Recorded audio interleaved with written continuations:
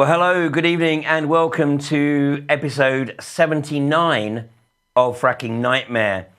Now, although it's not getting a lot of coverage in the British media, and from what I gather, not a lot of coverage in the American media either, the greatest disaster, ecological disaster, since the BP Deepwater Horizon disaster almost 6 years ago, is unfolding 25 miles northwest of downtown Los Angeles.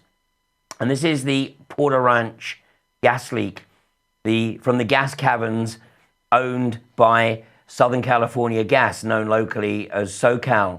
Now, for the last two episodes, we've had Susan Gorman-Chang give us an update, and I'm delighted to say that Susan has agreed to join us once again to explain to us what is occurring at Porter Ranch and the impact that it's having on the residents, or what remains of the residents, because many of them have now relocated. So Susan, thank you once again for taking the time out to join us again on Fracking Nightmare. Sure, thank you for covering this.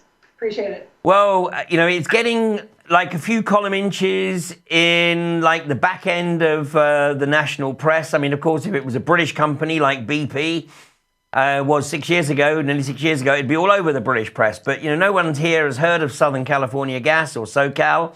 And of course, you can't see anything because unless you've got an infrared camera, and here's the picture from the infrared camera. So clearly, if you've got infrared lenses, you can see what's occurring, but because it's invisible to the naked eye, then it's not really happening, of course.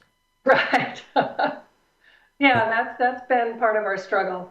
But I think that floor camera was a game changer. I think it really horrified people when they could actually see what we were all breathing and continue to breathe. And one update I would like to tell you about, more and more people, they have expanded the area for which they're going to be giving relocations up to 5 miles around. So that goes down into Granada Hills, Chatsworth, and some other areas. And more people are coming forward and saying, yeah, I smell it, or I'm feeling dizzy, and it's really obviously not just Porter Ranch. I mean, it is expanding, and obviously it's having an effect on far-reaching communities, much more, I think, than SoCal Gas wanted us to believe, but I think that's coming out now. Well, let's have a look at where it is, because Porter Ranch is, of course, you know, pretty much right on the edge, and now I think that's what made it very attractive. I mean, the average property price there is around, or was around about $500,000. Yeah. And you know, here we have the infamous Simi Valley. But you know, I'm sure it was a much sought after location there, you know, right on the edge of suburbia. But still, what, less than an hour's commute into LA, traffic permitting? Right. Oh, yeah. That's the traffic's always the thing. But it's basically in the San Fernando Valley, but the city of Los Angeles basically sort of swallowed up all of the San Fernando Valley. So we are considered to be in the city of Los Angeles, just not downtown Los Angeles. But you are correct. We're at the very edge. It was almost like being in the country. My husband and I and my son are in the last row of homes before, 20 miles of hillside. Sheep used to graze up there when we first moved in, coyotes, deer, all that kind of thing. It was beautiful, just beautiful. So when you moved in there, and I'm just assuming that you're typical of the people that moved into this area, were you aware of the proximity of the gas caverns? We had a one-sentence disclosure that was for our property, and I know it depends on exactly how far your property is from that storage location. So not everybody was notified, but I believe the sentence said something like, "There's an Aliso Canyon gas storage facility regulated for safety by Dogger," and that was pretty much the extent of it. So again, even a disclosure like that is really very misleading, because if it's not being regulated for safety, obviously, and actually most people, again, depending on where your house was, I shouldn't say most people, I don't know how many people, but from what I'm hearing, most people were just beyond, whatever the mile or whatever it was, the stipulation, and had absolutely no disclosure. Of course, today, when you go to try to sell a house anywhere in Porter Ranch, now you have that huge disclosure of the gas leak. And it's very difficult to sell a house right now because, people get into escrow and look through the paper and go, what's this? Is it very difficult or impossible? Yeah, somewhere between difficult and impossible. I don't know how many sales have actually occurred. I can't think too many. And somehow I doubt they probably went for, a dollar on a dollar. They probably went for about 60 cents on the dollar or... Yeah. I mean, we're hearing in the beginning of this, it was down, some realtors were saying it's got down at least 25%, but that was probably a couple months ago. So as word spreads even more, I don't think it gets any better, probably worse. Well, I mean, I guess that for a lot of people that, they've invested pretty much everything they had, yes, or mortgaged themselves up to the hilt, yes, because I think as the Secretary of State for California alluded in a press release, he said that his family had fulfilled the American dream by moving to Porter Ranch. Yes, it was considered an affluent community, again, right at the edge of the city with horse trails, and it was just very beautiful. It was at the edge, like I said, the edge of the city. It was touted as having the cleanest air because we were sort of up in the hills and the air would blow down, and sometimes you could see the smog in the flat part of the basin, but we were up in the hills. And now it's become quite the opposite. And you're right. For most people, probably myself included, the house is the biggest asset we have, especially in Southern California. They go up and down, but they tend to, over a period of time, go up in value. And it's a huge hit. A lot of people depend on that when they retire. They sell their house and they move somewhere to a smaller house or somewhere less expensive. And so it's a big part of our assets, which has now been kind of dashed. Yeah, seriously. So here we are in the fourth month. Yeah. Now, we had a conversation last week, and with one of your colleagues, and I was making the observation that after 3 months, it's starting to get very concerning that there doesn't appear to be any progress. Because obviously, fortunately, blowouts aren't an everyday occurrence, but when they do occur, there is sufficient expertise around the oil and gas industry to normally bring about the necessary reparations literally within a few weeks or, sort of a month or two at the outside.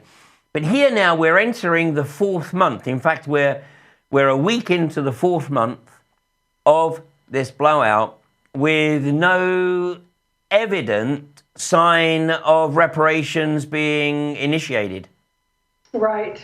And, we had some AQMD hearings, independent board of AQMD, Air Quality Management District, and the gas company, SoCalGas, would not answer any questions about what caused it because they said the other regulator, California Public Utilities Commission, is running an investigation, and they're not going to say anything until that investigation is concluded. And neither will the regulator, the California Public Utilities Commission. So we're not getting really any technical information about what's really going on up there. SoCalGas did come out with a public announcement that said they were ahead of schedule and perhaps it would be the end of February. But I'm so skeptical at this point. But, and does this relate to their drilling of the relief well? Yes, they said the first relief well they believed would be there by the end of February. But of course, I think that's assuming that works, because if it doesn't, I know there's a second one that is also being drilled. But again, there's so much secrecy about it. We're not, getting technical information. Even the regulator isn't telling us, and so they wouldn't make anything public until the end of the investigation. And yeah, I don't know. You just don't have a good feeling when there's not transparency, because we're all left in the dark. I mean, it's starting to, forgive the pun, not intended, but it's starting to smell as though they don't really know. I mean, it sounds like, this is an enormous gas storage facility. Yes. created because the original hydrocarbons have been extracted. Correct. We also know that there were a number of wells that, here we go, I showed this graphic last time we spoke. Yes. We know that there were a number of wells to the north of Porter Ranch that were drilled and fracked. Yes. And, you know, we don't know how many of these are now re-injection wells. Yes. What I've also learned is that there are a number of wastewater re-injection wells in this area, and that some of those were fracked to enhance the capacity for the wastewater that was being pumped into the area. And, you know, call it a hunch, but, you know, I'm not a geologist, but everybody knows that California has a fairly, shall I say, fragile geology. Yes. Yes. And yet, you know, here we have a gas storage facility. We have wells that have been fracked for extraction purposes and wells that have been fracked apparently for re-injection purposes. I mean, it almost sounds like it was a disaster waiting to happen. Yeah, yeah. And something that was brought up to me the other day, and now was coming back to me, we had a 94 earthquake in Northridge. And Oak Mountain, which is the mountain behind us, and the facility is underneath and a lot further, during that earthquake, it increased by 18 inches. It got taller by 18 inches. And so I'm pretty skeptical that all of those wells back there were untouched or unscathed or undamaged. And yet we heard nothing about, did they go back there? Did they inspect them? Nothing. So my assumption is it's a disaster. It's a disaster waiting to happen. And we know we're probably going to have another big earthquake. We're past due. The pressures build up along the faults. And they really need to close it. And I know California Public Utility Commission came out and said they're looking into, what did they say? They are looking into, they're studying the effects of what would happen if they shut down that storage facility. But as Brad Sherman, one of our congressmen, said, it's almost like everybody thinks it's too big to fail. Like, well, yeah, it's big, yeah, it's dangerous, but where else are we going to store the gas? And what about, with no human consideration? It's almost like, well, we've got to get our energy, so few thousand people get sick, possibly die, but we got no choice. It's like, yes, we do have a choice. People should come first, not profits. And I'm appalled at some of the comments I hear, from the industry that, we give you a service, we provide you with gas, and you can't shut us down. And then they also play the regulators against each other. Well, AQMD said this, but AQMD, you can't shut us down because California Public Utility Commission says we have to provide energy. So they play all of the regulators against each other because they each have a little piece. One has the air, one has the utilities, basically the energy, and one has below the ground. And it's like a bad version of Abbott and Costello, who's on first, everybody's. And the lawyers, of course, make out like bandits because, they're the ones who are engaged to fight everybody's corner. And of course, the role of the lawyer is to create controversy because controversy is revenue for them. Right, but I do have to say, St. Porter Ranch did hire some lawyers for environmental purposes, meaning to bring environmental lawsuits against that facility and hope to shut it down as far as negligence, inverse condemnation, public nuisance, private nuisance, and trespass. So lawyers do a service. They are getting some information that we wouldn't have gotten, I think, otherwise, because the courts, the law, because the way class action lawsuits work in this country, I'm not sure how they work in England. So I think they, maybe in the end, maybe they're going to be the ones that force something to happen. I don't know, because I'm quickly losing faith in our regulators. Oh, forget the regulators. Yeah. The regulators. Let me dispel a myth. Yeah. The regulators are simply there to create the facade to placate the wider population. You know, most of the regulators know very well that they don't have the expertise, they don't have the resources, and they certainly don't have the teeth to really fulfill the role that they supposedly are meant to play. Yeah. Yeah. So, and as we've discussed before, it's total revolving doors. So everybody knows everybody else. It's extremely incestuous. And, you know, a lot of the guys who work for the regulators are looking to, you know, use their time in regulation to get a senior role back in the industry. And the guys in the industry are looking for the sabbatical in the regulator's office. I mean, it's a total charade. And it's the same, you know, we have an environment agency here in the UK. You have the Environment Protection Agency in the US. And their roles are identical. Their roles are to smooth the way for the corporations to do whatever it is that the corporations want to do. And to create, literally, to create the facade, the charade, that, you know, there is some control, when in reality, there is none.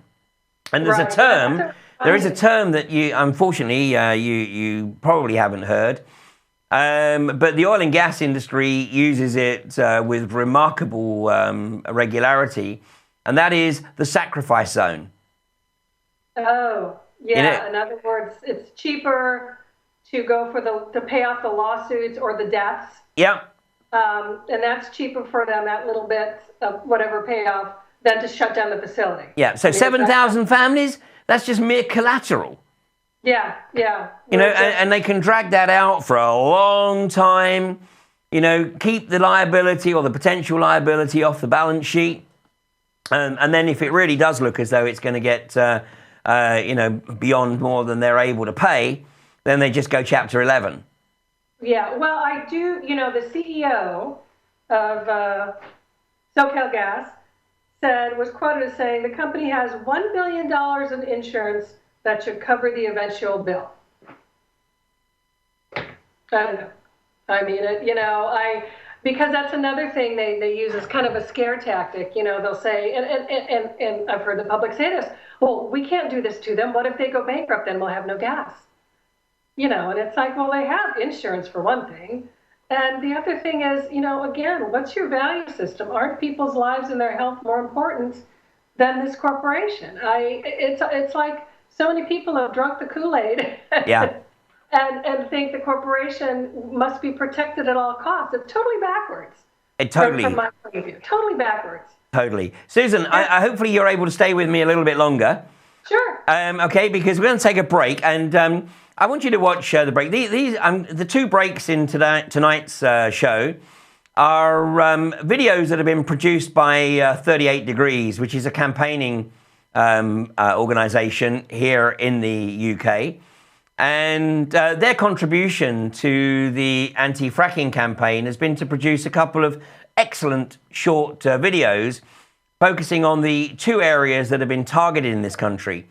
And the first one is from the north of England, over on the east side. This is Yorkshire.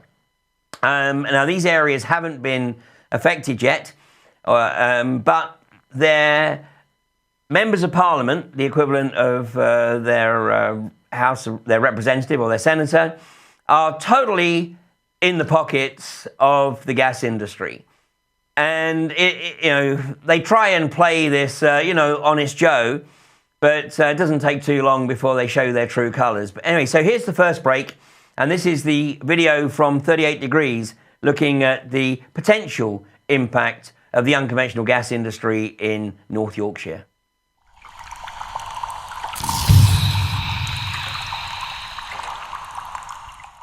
Rydale is a very tranquil area. It's a beautiful rural location. The economic prosperity of this area is based on its agriculture and tourism. Third Energy are intending on hydraulically fracturing the KM8 well at Gorman-Chang with the intention of producing gas for the next 9 years from that well. In this one area, they're looking at maybe 1,000 wells. As soon as they find gas commercially and this thing suddenly snowballs, it's not just Rydale, it all spreads through the whole of northern England. The fracking industry has demonstrated wherever it's gone to be a heavy industrialisation of the landscape, with spills, with pollution of water and air. So as a GP, I'm worried about illnesses which seem to follow fracking. Third Energy have said that it's going to be nothing to worry about, small scale, discreet. That's exactly what the energy companies promised us in Australia too, but that's not what they delivered. They delivered destroyed land. They've left us with a toxic chemical nightmare, and that is what the industry brings to you. They came in, they took our land, they took our lives, and they destroyed our communities. I'm on the front lines here in America. Most of us are on water wells, and now we have 10 townships that have families with contaminated water because of nearby gas drilling. There was no one there to clarify and actually do an investigation to find out why the kids up the road, why their noses were bleeding all the time, why the woman up the road had rashes, why people's dogs started dying. We didn't know it was the gas making us sick, but what I do know is that we weren't sick before they came. You look at what's going on in America and they say, well, we're improving the regulation, it's all getting better. Prove it. Prove it to us.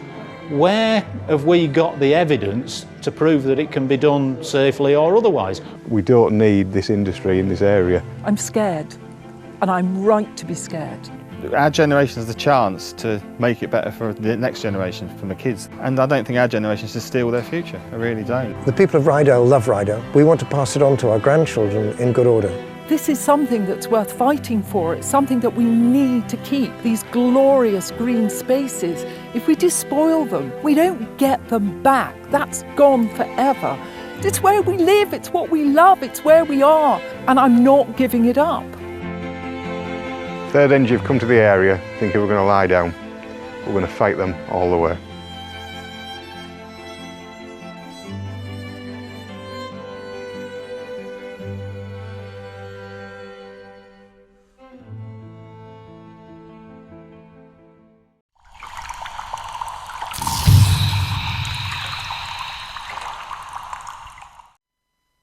Well, Susan, maybe the area in the north of England there is a little greener than Southern California, but I mean, you get the picture, and I'm sure in terms of unspoilt beauty, it was exactly like the hinterland behind Porter Ranch was a few years ago. Right, exactly, and wow, when they talk about the nosebleeds and the headaches and the animals dying, we're hearing more and more reports of dogs dying, of cats dying, having seizures, birds dying. People are posting a hawk on a hawk that fell to the ground. Hummingbirds dying. It's frightening. It's really frightening. In fact, that's the article that, or the quote from the California Secretary of State, Alex Padilla. He says he was forced to move his wife and 3 young children to a Burbank hotel. He says, we bought a home a year and a half ago, never imagining our American dream come true would be interrupted like this. He says, but between the kids and my wife feeling some of the side effects we have heard in the news, not taking any chances with 3 little ones, we are temporarily dislocated.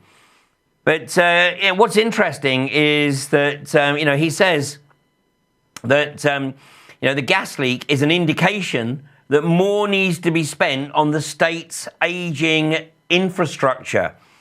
And he says, it's not just bridges, it's not just schools, but whether it's water or gas infrastructure, it has to be maintained. But it's this next sentence that is something that is universal. He says, to know about what we don't know about methane leaks and the amount of gas that has come out of that Aliso Canyon facility is very concerning to me as a father and a husband.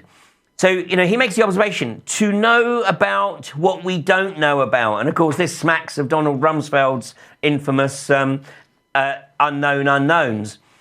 Yes.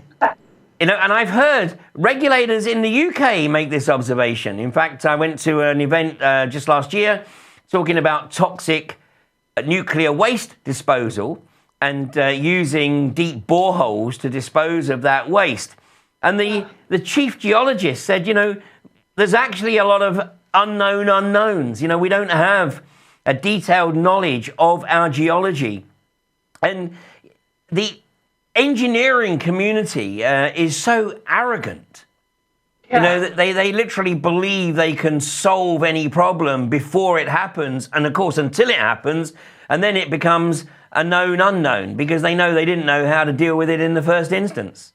All right, and then they pretend, well, it was an accident. We didn't foresee that. Well, yeah, yes, you did. You took that risk. You took that risk with our lives.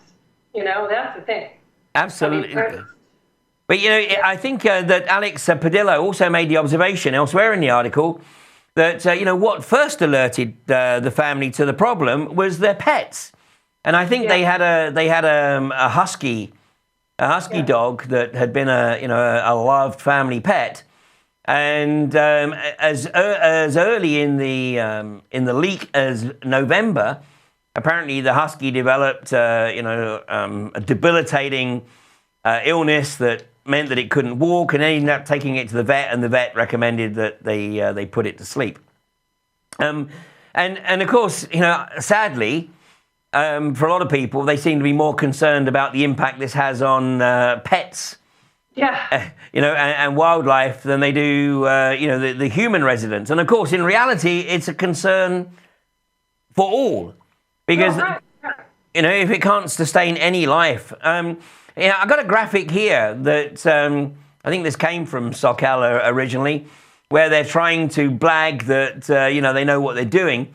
But the reason I wanted to show this is because, you know, we're showing the depth of the well here at 8,500 feet. Yeah. And one of the common statements that, you know, we hear in the UK from the oil and gas industry, they say, you know, but this is so far underground, nothing could possibly go wrong.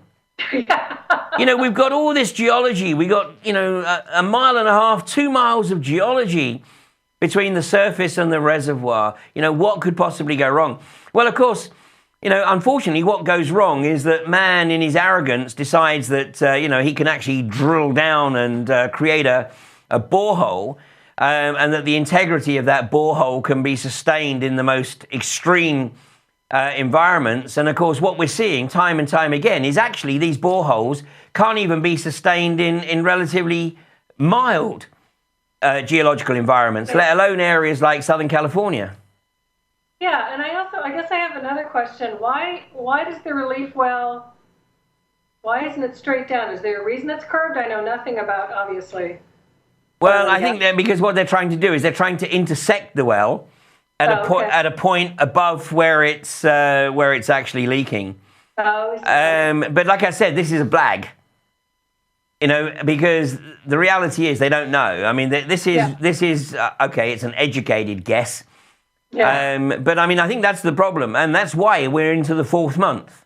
Yeah. Because if they had, and they've acknowledged, of course, they've acknowledged that they had not maintained the facility to the standards that they had claimed that they had maintained.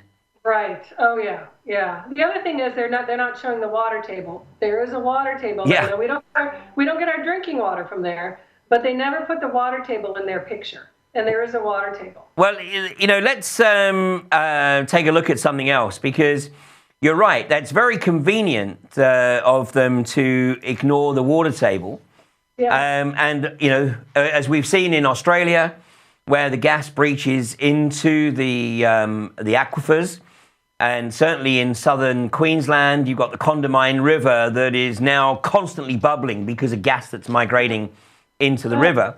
But here's another concern in California, and this actually first got my attention around about 6 months ago, I think, but it's come to the fore again in the last few days. California farms are using drilling wastewater to grow crops. And you know, the article continues, says drillers have little choice, or may have little choice. The state's 50,000 disposal wells have come under increased scrutiny this year after regulators said they'd mistakenly, here we go again, regulators had mistakenly allowed companies to inject wastewater near underground drinking supplies.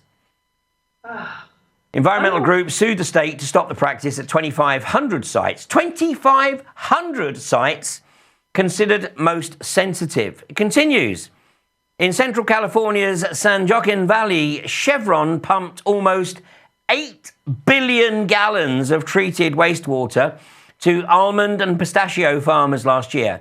That, I tell you what, I love pistachio nuts, but they're gone. That's it. Never again. Yeah. I mean, and so what have we all ingested? Exactly. We get most of, I don't know, 40% or so of fruits and vegetables are from that part of California. Yep. We have year-round growing season, and so I mean, how many of us are being poisoned? Well, it's getting worse because that article continues and it says, California Resources Corp, I love that, Corp, dead. Yeah. The state's biggest oil producer plans to quadruple the water it sells to growers, as Chief Executive Officer Todd Stevens told investors at a conference last April. So, I mean, some of the brands that are impacted, certainly Halos. I mean, anybody acquiring Halos tangerines, basically, they're playing with, it might as well play Russian roulette. Yeah. And I came across this article. Popular fruit and veggie brands may be grown with oil wastewater. And this article listed these brands, but I'm sure, the bottom line for me is that anything that comes from California now is potentially, tainted. Oh, my gosh. Boy, we are really killing ourselves on every level. And just here's the stats. And so bear in mind what that article said. Chevron, it said, had pumped 8 billion gallons, but it doesn't even appear on this list. So this is billions of gallons. The top of the list is Era Energy, just over 7 billion gallons of wastewater into underground wells. McPherson Oil, Vintage Production, Occidental, and Lynn. So the bottom line is that these wastewater wells are effectively, obviously, reaching the point of capacity. Yeah. So they can't get them underground anymore. So what are they doing? They're selling the wastewater to farmers. I mean, you couldn't make this up. Yeah. And correct me if I'm wrong, but were some of the oil and gas, were they exempt from the fresh water? Absolutely. Well, that's well remembered. It's called the Halliburton loophole. This is Dick Cheney's raft of legislation from 2005. It's a raft of legislation where Dick Cheney, of course, being the former chief executive officer of Halliburton, in fact, he was always the chief executive officer. Basically, he just had another hat, that of vice president, although some might argue he was the president. And his salary was actually put into trust while he was vice president. But he and, of course, George Bush, who was also from an oil field background, but they introduced a raft of legislation which has completely exempted the oil and gas industry from having to acknowledge or even report any contamination of water, soil, or air. Unless they get found out. Yes. And then, of course, somebody else comes along and challenges them. But basically, they're exempt. So, so much for regulation, because what you're regulating is an industry that's exempt from having to acknowledge or report. Yeah. So, hopefully, I know this is going to burst a lot of people's bubble, but, the American dream is fast becoming an American nightmare, where the population of the US are very much secondary to the corporation. Right. And of course, most of these chief executives and the officers of these companies make sure they don't live in any area that is regarded as a potential sacrifice zone. Right, absolutely. Yeah, that's exactly what we are. We're a sacrifice zone. So what's the next steps for the Porter Ranch community? I mean, my gut feel is that SoCal is going to just hope that a lot of those people will never return and, they can just get on with what they're doing and there's not going to be any great deal of opposition. Well, we had, like I said, there are a lot of lawsuits pending and a lot of lawsuits going forward. We're going to next, I think St. Puerto Ranch is going to focus on the California Public Utilities Commission, see, not, again, we're pretty skeptical about that. But again, I really think our only hope at this point is to take it to court, in a court in front of a jury, you know, a jury of our peers, and to, it's probably going to take legal action for us to get any kind of compensation and any sort of way that we can go back to our homes. Some relatively good news. I think we're going to get maybe some more independent air monitoring. Some University of California, Los Angeles and University of California, Berkeley doctoral students have put some sensors in our backyard to measure all of the chemicals that SoCalGas is not telling us about and not measuring. Then we have another company called Argos Scientific, ARGOS, and they've set up a device that uses a laser and mirrors to estimate the amount of methane in the air. And those are going 24/7. They're plugged into our electricity, and you know, we're hoping that's going to reveal more of what's going on, because obviously we don't trust any of the air testing coming out of SoCalGas. I mean, they keep telling us nothing's wrong, nothing's elevated, you're fine, you know, everybody go home, you know. But I have to say, you know, people are not going home. People are more and more want to relocate. And so I really don't think this is, I think we have enough people, and it's at a tipping point where we're not going to just go away. There's too many of us, we're too loud, you know, we get 1,500 at a time for some of these forums and conferences, and, you know, it's going to be a long, hard slog, but we're going to keep pushing, we're going to keep suing, we're going to keep on the regulators, we're going to keep on the media, because that's what it takes, is to get the word out with help from the media. Absolutely. Well, Susan, I mean, I hope that you'll join us in future episodes, but I have an event coming up in Oregon in April. Here's the slide of the website. The website is avamerica.org. We've run 6 very successful conferences in the UK over the last 7 years. So this is our first venture into North America, and we're going to be in Oregon. We have a wonderful lady by the name of Vera Scroggins, who's been fighting the unconventional gas industry in Pennsylvania. In fact, she has what is euphemistically known as a SLAP awarded against her, which is a strategic lawsuit against public participation. It's actually what one of the gas companies in the UK is trying to do to me through trying to get a bankruptcy petition signed against me. But Vera will be coming over to talk about her experiences of dealing with the gas companies in Pennsylvania. And I would love to find a way to bring you to the conference. Hopefully by April, it's it's done and dusted, and you're starting to rebuild your lives. But call it a hunch. I have a nasty feeling that come the end of April, this is still going to be an ongoing problem. And our challenge is to try and raise wider awareness of this issue. And right. Now obviously you have come into activism, by a very unfortunate route. But what would your counsel be to people in the UK that are still in a situation where they have the opportunity to prevent this insidious industry from encroaching into their community? Oh, keep fighting against it. Use us as an example of what can happen. Gather as many people together as you can, with the petitions and elected officials, and because that old story of the regulators will protect you just isn't true, and it's not true. It doesn't sound like it's true anywhere in the world. And maybe even, I was going to say even look into the regulations, but the regulations are only as good as the people that police them. And if that's not funded and that's not done, even that's no guarantee. So, just keep fighting, keep making a lot of noise. So much noise that the elected officials, especially on the local level, feel threatened in that, oh, wow, this is a block of voters that won't vote for me next time unless I listen to what they're telling me. And we found that sometimes you get more leverage starting at the local level because those local elections are not won by that many votes.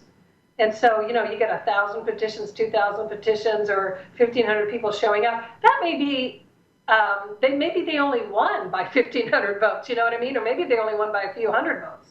At the local elections, we don't have a lot of people coming out and voting. So keep it together, keep your community together, and yeah, keep fighting.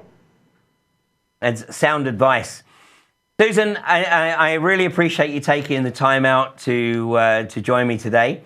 Obviously, our hearts go out to you. I mean, the nightmare that you guys are experiencing, and 7,000 families. I mean, that's what, 20-odd thousand, 25,000 people, give or take. Yeah, that's a lot of people that are affected by this, and yet it's barely getting a mention outside of the immediate vicinity of Porter Ranch. And this is, of course, once again, how the corporations try and limit the damage through trying to, prevent it getting wider publicity. And, of course, the media is controlled by just six organizations. Yeah. So, basically all they got to do is make half a dozen phone calls, and that's it. They make sure that it never gets reported outside the immediate area. Yeah, exactly. Yeah. And I know that you guys, you're making a lot of effort to participate in alternative media programs such as this. Yeah. It may not be a Fox-style audience. The difference is that the vast majority of people who are watching Fox News, of course, they've forgotten what they watched 30 seconds after they watched it. Maybe, actually, I exaggerate, probably 10 seconds after they watched it. The vast majority of people who are watching the alternative media are making a deliberate choice to watch alternative media. And, they will remember, and hopefully they will spread the word, and where they can, take action. They are the thinkers. Indeed. Absolutely. So, Susan, please, give our best wishes and say that, our hearts are with the people of Porter Ranch, and we'll be following the progress as closely as we can. All right. Thank you so much for continuing to cover us. We really appreciate it. Thanks, Susan. Have a good day. Bye-bye. Okay, we're going to take another short break, and we're going to look at another 38 Degrees video, and this time focusing on Lancashire.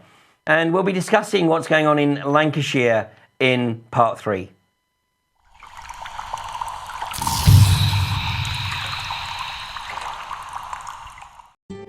We've got some of the best agricultural land in the whole of West Lancashire. Our land is our lifeblood. It's a lovely place to live. However, 15 months ago, Quadrilla entered our lives and said that they want to put a frack site within 230 metres of people's homes. Whatever's decided here will affect the rest of this country. We know that this can be done safely and securely and in an environmentally responsible way, and we will do that. That's exactly what the energy companies promised us in Australia too, but that's not what they delivered. They delivered destroyed land. They've left us with a toxic chemical nightmare, and that is what the industry brings to you. They came in, they took our land, they took our lives, and they destroyed our communities. I'm on the front lines here in America. Most of us are on water wells, and now we have 10 townships that have families with contaminated water because of nearby gas drilling. There was no one there to clarify and actually do an investigation to find out why the kids up the road, why their noses were bleeding all the time, why the woman up the road had rashes, why people's dogs started dying. We didn't know it was the gas making us sick, but what I do know is that we weren't sick before they came. Quadrilla are proposing to drill 4 exploratory wells for shale gas here. The radiuses that have been quoted in scientific studies suggest that anything within a 5-mile radius will be affected by the air particles. The licence that Quadrilla have to operate will cover over 80% of the Fylde coast. And that basically means that you could have these well sites popping up everywhere. What happens 10 years down the line? Quadrilla will have got the gas, the government will have the money, and we'll be left without anyone doing anything about it. A leaflet which Quadrilla issue says fracking is safe. How the hell does he know? They don't know. Nobody knows. And they are prepared to risk our lives finding out. Everywhere you look, communities are saying, stop it before it starts. Don't let it go ahead. Learn from what we've learned. Not only have they fractured the land, they fractured the community. Please, from someone who's lived it, I'm warning you, get up, stand up now, stop it. We're guinea pigs for an experiment which we don't want to be part of. We're just residents, and I'm just a mum, and I'm frightened to death.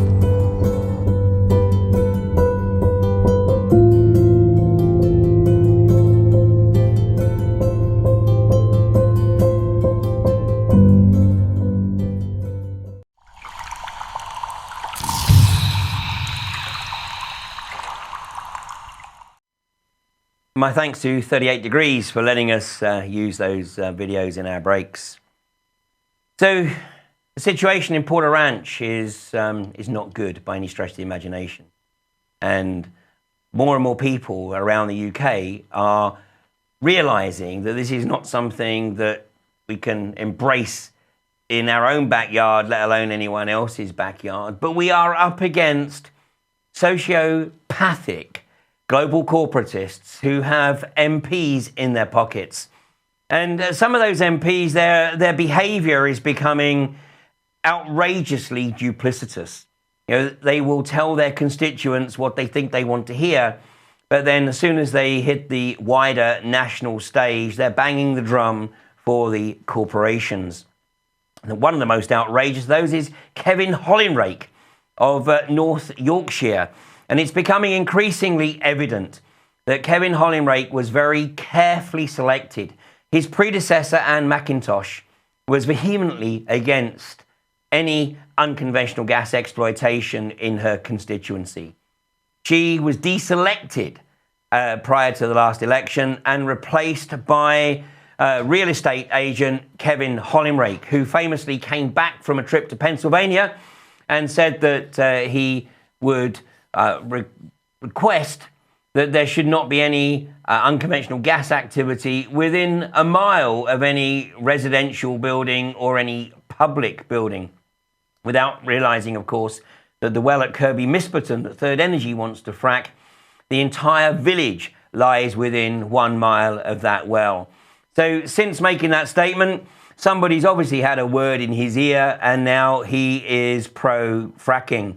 So the reality is everybody knows exactly where he stands. Of course, there's nothing that anybody can do about it until 2020. So basically, what you're left with is to do whatever it takes, but don't rely on Kevin Hollinrake. And no one should rely on their MP, because as has been proven in every other location, that it doesn't matter what the MP says, they ultimately will be either forced to toe the party line or completely ignored. Then, of course, we get the likes of Angela Smith, who is the MP for Penistone and Stockbridge. And Angela Smith actually made the observation that the term fracking is unhelpful. And it doesn't help the pro-frackers. It doesn't help the government sell the benefits of this insidious industry. And she was suggesting that maybe they could come up with another term. Well, I'm delighted to report that the people of Barnsley have come to Angela Smith's rescue, and they've established a survey. And you can find this survey on nofrackingbarnsley.wordpress.com. And here's their suggestions for Angela Smith for alternative terms to fracking.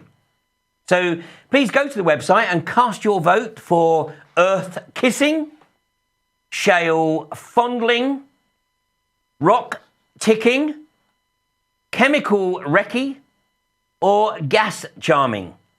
Or, of course, you can offer your own alternative. Either way, it's still fracking.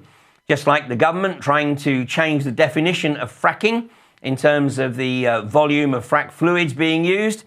It doesn't matter how you package it, it's still fracking. Now, yesterday was No Fracking Way Day around the country, and there were some 40-odd events around the country.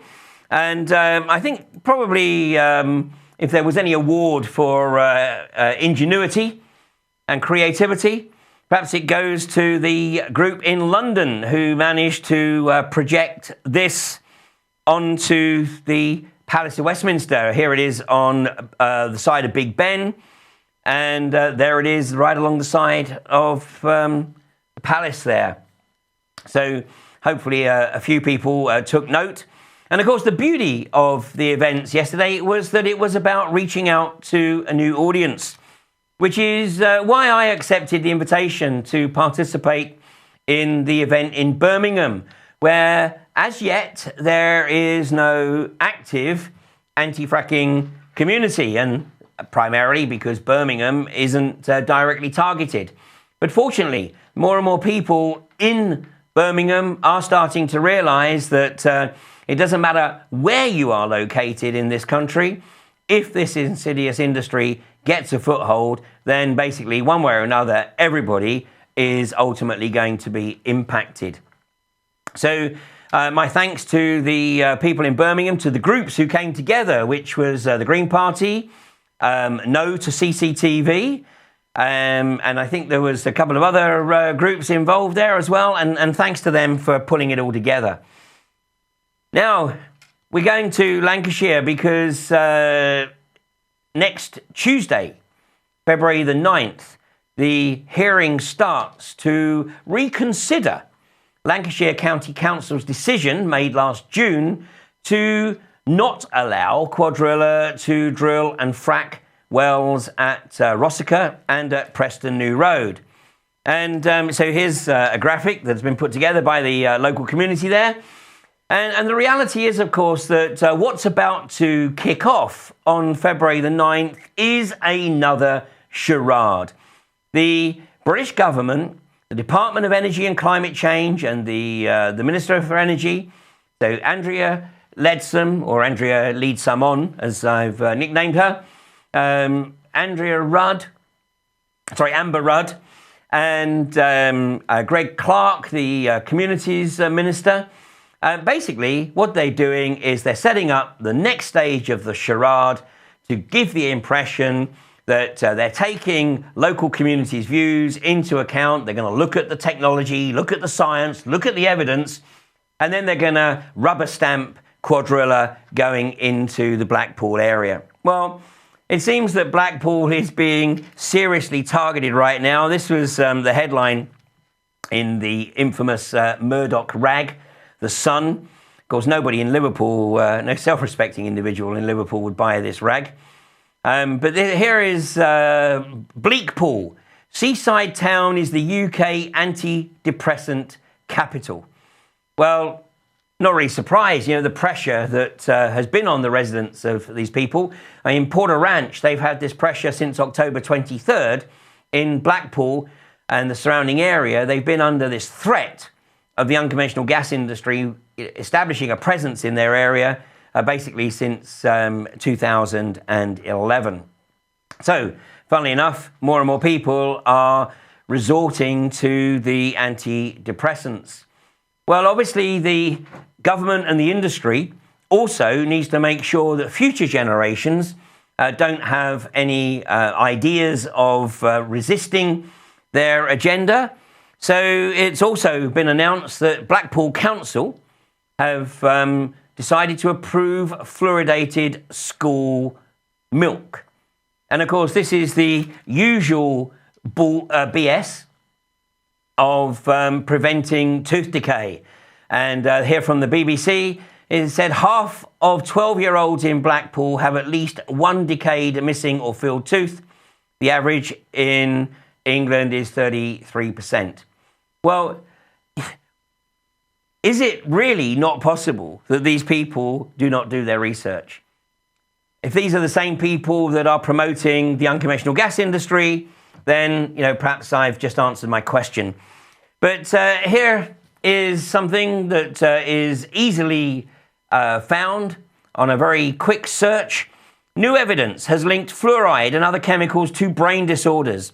What other unknown effects might this industrial byproduct added to our water supply have? An examination of water's fluoridation shadowy history reveals potentially disturbing ramifications for human consciousness. Recent research has brought the controversial practice of water fluoridation back into the spotlight, revealing links between water fluoridation and brain disorders, particularly in regard to its effect on children.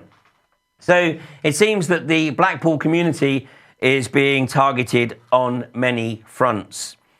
Well, needless to say, fortunately, there is still a significant percentage of the population, not just in Blackpool, but in Lancashire and indeed right across the whole of the country, who are not going to simply roll over and are not going to tolerate this latest charade.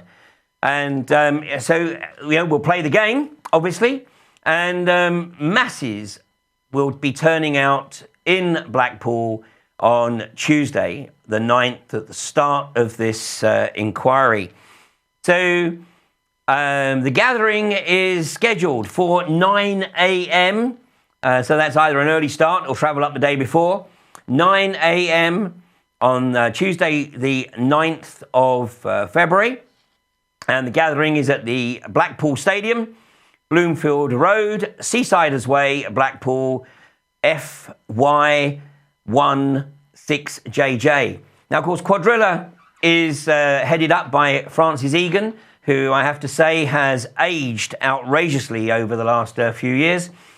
But if you want to see a clinical exposition of cognitive dissonance, then just search for Francis Egan's recent interview on BBC's Hard Talk. Now, I don't know whether this was broadcast other times, but it was certainly premiered at 4:30 a.m. in the morning. So thus giving the BBC an opportunity to claim that they're providing balance, but not wanting it to go out at prime time. Basically, Francis Egan is, how shall I say, economic with the truth, remarkably cognitive dissonant. If he believes what he says, then, dare I say it, but he lives in a world of absolute delusion and quite possibly needs some serious help. So do have a look at that. Unfortunately, we can't show it due to the BBC's copyright issues, but it's well worth a watch. Well, now, if you want to come up the night before, I will be actually speaking in St Anne's, which is just to the south of Blackpool, at the New Horizons group. And I will be not talking specifically about fracking, but I will be looking at what's unfolding across the world and very much in the UK, and joining the pieces of the jigsaw together. Now, the title of the talk is Global Lockdown, the Total Control Agenda. Because it has to be said that whilst a lot of people are having their attention focused on unconventional gas exploitation, there's a lot of other stuff going on. And there is the train of thought that says that the unconventional gas agenda is actually primarily there as a distraction.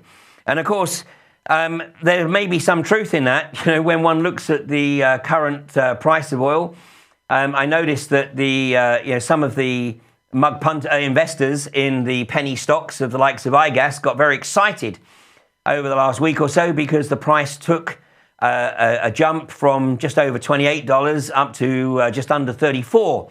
But this is what's known as a dead cat bounce, and it's back around $31.44. And of course, iGas in their last company report, proudly bragged that they had reduced their operating costs so that they could break even at $32 a barrel. Well, it's not even $32 a barrel right now. So all these companies are in a world of hurt, and not least, of course, Rathlin, the company that is still trying to pursue a bankruptcy petition against me. But they got fairly short shrift in the courts on the 20th of January. And I was granted a 56-day adjournment and given some fine counsel by the registrar. Not least, of course, introducing Cestui Kiwi. Now, I'm not going to go into a great deal of detail here tonight, but this is also an opportunity to perhaps raise awareness of the wider legal fraud that has been perpetrated on people in this country for the last 450 years.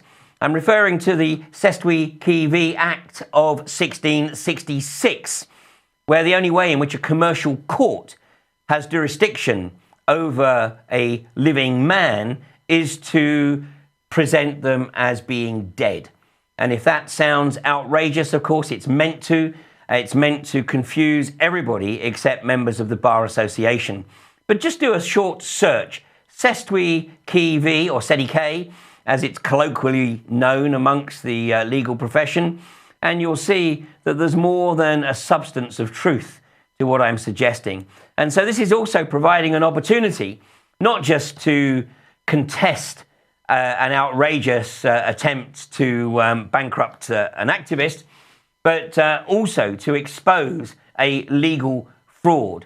I'm not expecting the legal profession to roll over after 450 years, but if we can at least raise awareness of it, then maybe there'll be others who take it to the next steps. So, interesting times. Needless to say, the problems continue everywhere in the world where the unconventional gas industry has established a footprint. And this latest concern of waste water being used for irrigation purposes is truly staggering. We're up against a force that isn't human, but we have access to that same force. That force is benign, but if we grasp it, then we will have enormous power at our fingertips. But we have to engage, we have to get involved, we have to let the establishment know that the people of this country will not tolerate the further rise of rampant corporatism. It's all to play for, and it's all down to us. Thank you and good night.